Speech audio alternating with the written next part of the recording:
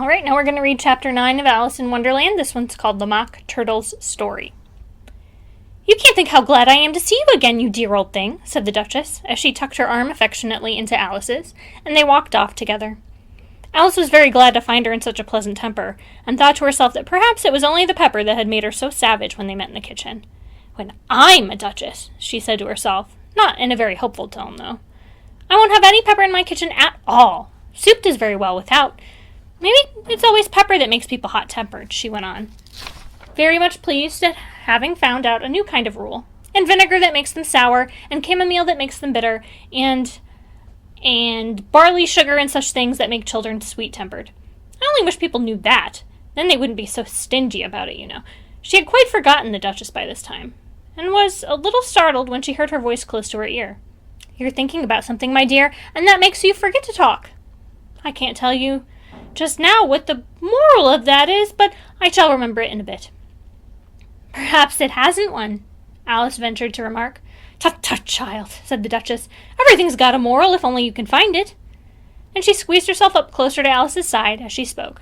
Alice did not much like her keeping so close to her, first because the Duchess was very ugly, and secondly because she was exactly the right height to rest her chin on Alice's shoulder, and it was an uncomfortably sharp chin. However, she did not like to be rude, so she bore it as well as she could. "The game's going on rather better now," she said, by way of keeping up the conversation a little. "'Tis so," said the Duchess, "and the moral of that is, oh, 'tis love that makes the world go round." "Somebody said," Alice whispered, "that it's done by everybody minding their own business." "Ah, well, it means much the same thing," said the Duchess, digging her sharp little chin into Alice's shoulder as she added, "and the moral of that is, take care of the sense, and the sounds will take care of themselves." How fond she is of finding morals in things, Alice thought to herself. "I dare say you're wondering why I don't put my arm round your waist," said the Duchess after a pause.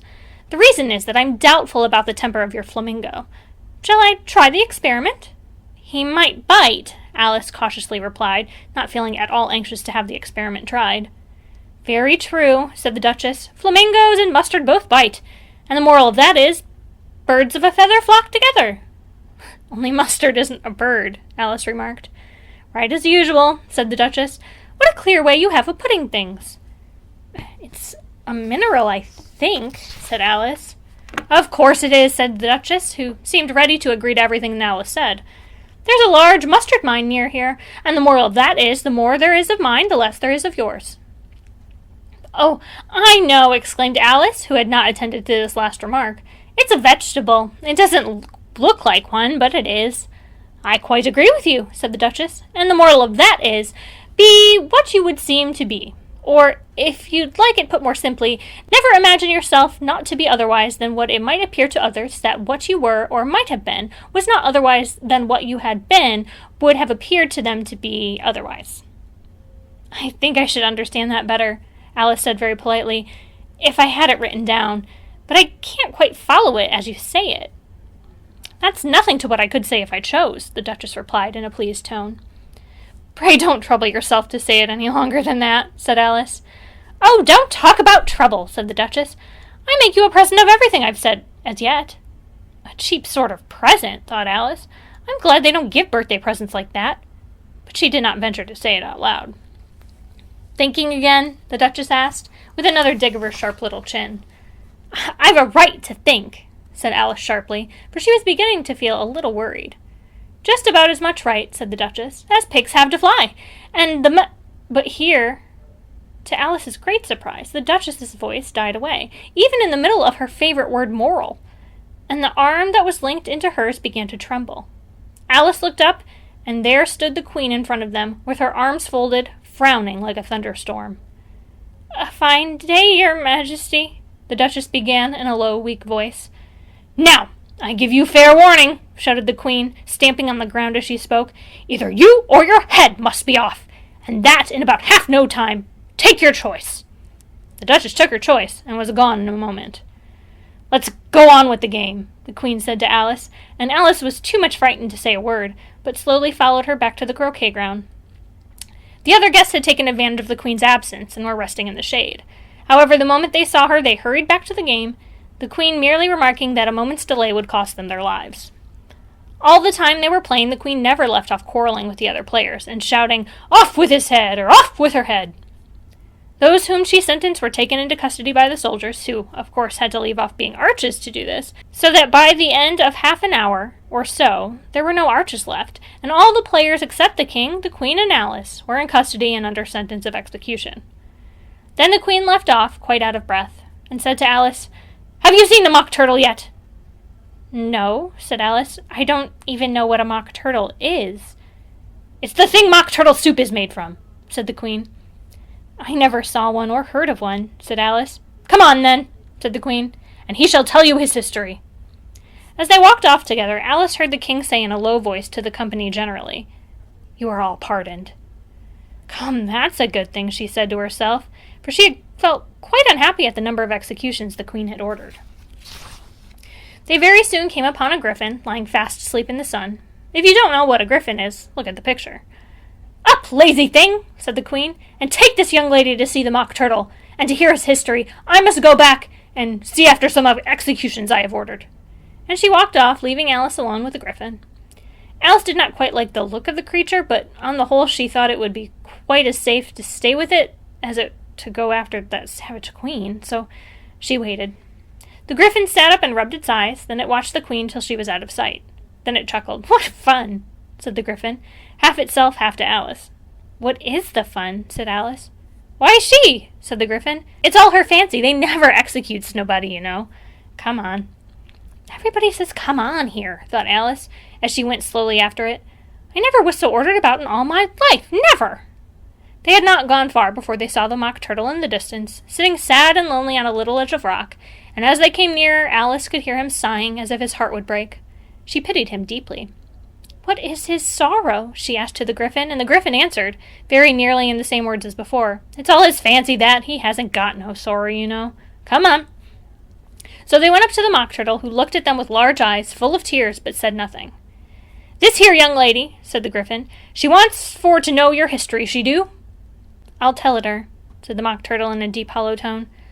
"Sit down, both of you, and don't speak a word till I've finished." So they sat down, and nobody spoke for some minutes. Alice thought to herself, "I don't see how he can ever finish if he doesn't begin," but she waited patiently. "Once," said the mock turtle at last with a deep sigh, "I was a real turtle."